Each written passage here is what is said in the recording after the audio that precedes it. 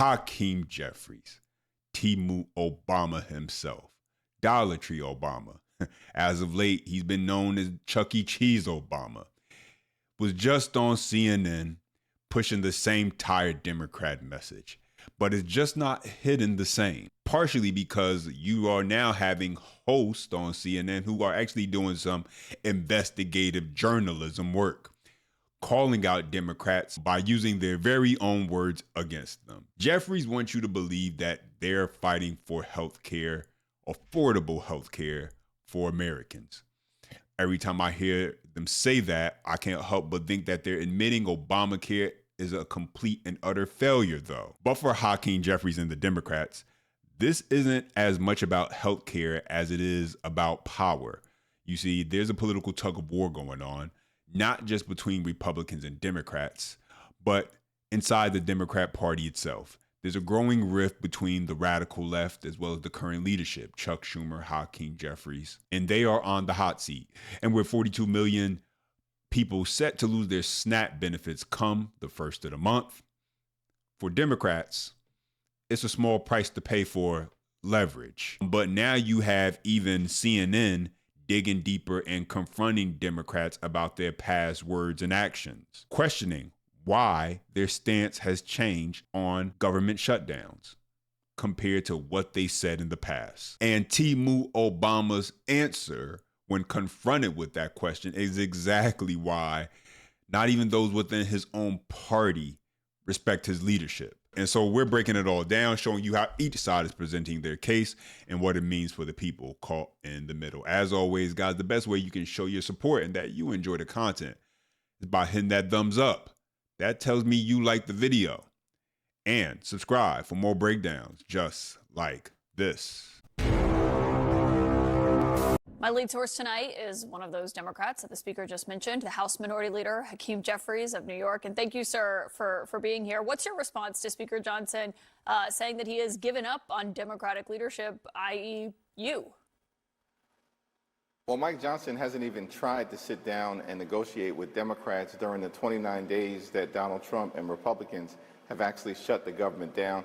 And of course, they are completely and totally uninterested in solving or addressing decisively the Republican health care crisis that they've created, including their continued refusal to extend the Affordable Care Act tax credits, notwithstanding the fact that on November 1st, when open enrollment begins, it's going to be crystal clear to tens of millions of Americans across the country that their premiums, copays, and deductibles are about to dramatically increase.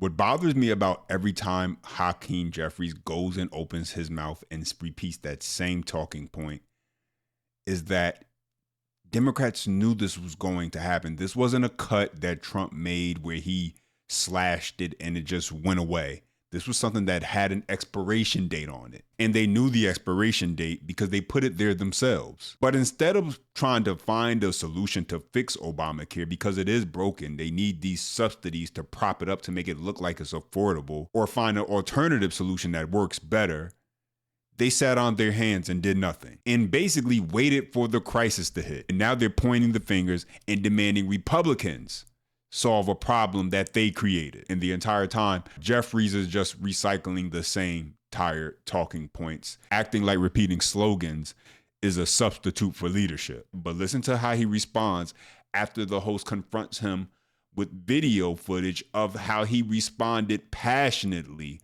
about the government shutdown back in 2013. Take a listen.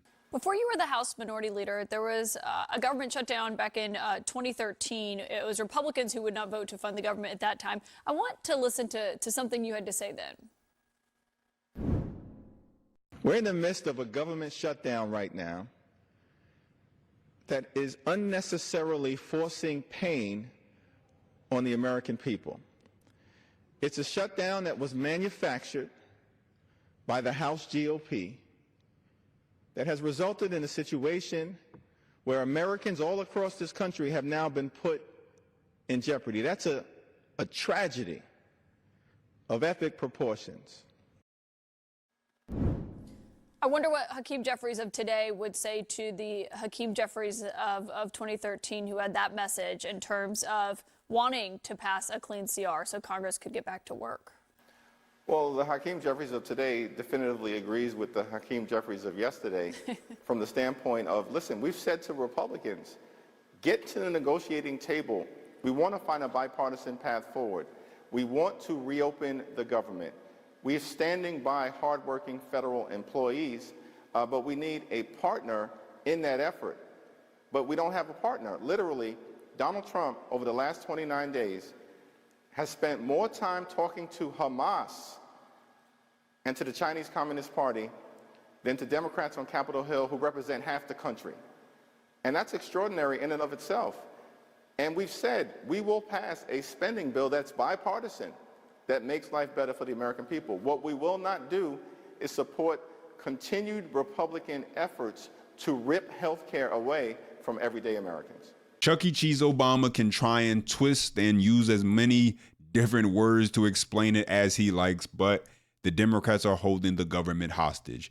If the Republicans do not give them what they want, they are perfectly fine with November 1st arising, SNAP benefits not being there for 42 million Americans who use them, and people continuing to suffer, air traffic controllers going without work, airlines and flights getting delayed, all of the chaos and everything created due to this shutdown, they are perfectly okay with continuing if they can't get what they want. And they're using the issue of healthcare as a disguise for their true intentions. Have you ever had a moment that changed your life? One accident, one employer who doesn't care, one hospital bill you couldn't pay. That's how quick life can change. And when it does, you realize something fast. The big companies, the insurance giants, they don't care about you. They've got teams of lawyers whose only job is to protect their bottom line. But who's protecting you? There's a reason why it feels like traffic always jams when you're running late. Just like there's a reason Morgan & Morgan is America's largest injury law firm. For over 35 years, Morgan & Morgan has fought for the people, not the powerful. With 1,000 plus attorneys and more than 100 offices nationwide, they've recovered over $25 billion for more than 500,000 clients just like you. Whether you're a 41-year-old family man in Florida, struck by a driver who ran a red light, Morgan & Morgan secured a $9.3 million verdict. Or a father and Little League coach who suffered lasting injuries in a car crash, Morgan & Morgan secured a $6.1 million verdict. When you hire them, it's like hiring a legal army that has your back. Starting a claim is simple. You can get started right now from your phone. No hassle. You can click the link in the description or scan the QR code on the screen to see if you have a claim. Their fee is free unless they win. Because when life changes in an instant, you deserve a law firm that's ready to fight for you. You were asked today if you will defer your paycheck during the shutdown. Obviously, a lot of federal workers, TSA agents are going without paychecks. Have you made a decision on that yet, sir? I'll be commenting on that shortly, but I understand the sacrifice that people are making, including Capitol Police officers here, and I'm going to conduct myself accordingly, given that sacrifice. So that sounds like a yes, that you will defer your paycheck. Well, I have more to say about that shortly, but I think consistent with the values that I just articulated. Leader Hakeem Jeffries, thank you for joining us tonight. Really appreciate your time. Thank you. He couldn't even say yes. He has to think about it. While there are federal workers, air traffic controllers, people who get up still and do their job, whether they're getting paid or not right now. And as the leader of the Democrat Party, he couldn't stand there and say, yeah, that's what I'm going to do. To show that I'm serious and that I understand what these people are going through. And at least as, Democrats love symbolism, that's all it would have been. Hakeem Jeffries isn't going to be hurting for a meal if he misses a paycheck or two. And I just find it funny that Hakeem Jeffries keeps repeating the same talking points about how Republicans need to come to the table and come up with a bipartisan agreement. And so I want to play you a clip from back in the day. We're going to go back to Obama when he was in office and listen to how he feels and what he said about the government shutdown back then. Take a listen. If Republicans do not like the law, they can go through the regular channels and processes to try to change it. That's why we have elections. So they can go through the normal processes and procedures of a democracy, but you do not threaten the full faith and credit of the United States of America. Shutting down the government just because you don't like a law that was passed, I have to say, no Congress before this one has ever in history been irresponsible enough to threaten an economic shutdown, to suggest America not pay its bills, just to try to blackmail a president into giving them some concessions. I will not negotiate on anything when it comes to the full faith and credit of the United States of America. We're not going to submit to this kind of total irresponsibility. Congress needs to pay our bills on time. Congress needs to pass a budget on time. Congress needs to put an end to governing from crisis to crisis. Sounds all too familiar, right? No negotiating. If you don't like the law, you can go through the proper channels and processes. You don't shut a government down and cause an economic crisis. The government pays their bills. Wow. And so now Democrats are completely ignoring, they're throwing out everything Obama said back then, everything that Hakeem Jeffries said himself about government shutdowns back in 2013. And they're willing to sacrifice and use Americans as the leverage. And people are going to be affected. Here's Senate Majority Leader John Thune speaking on that very issue. Take a listen. And we've tried to do that 13 times.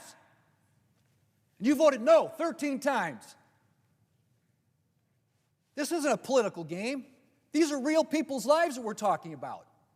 And you all have just figured out, 29 days in, that, there might be some consequences. There are people who run out of money. Yeah, we're 29 days in.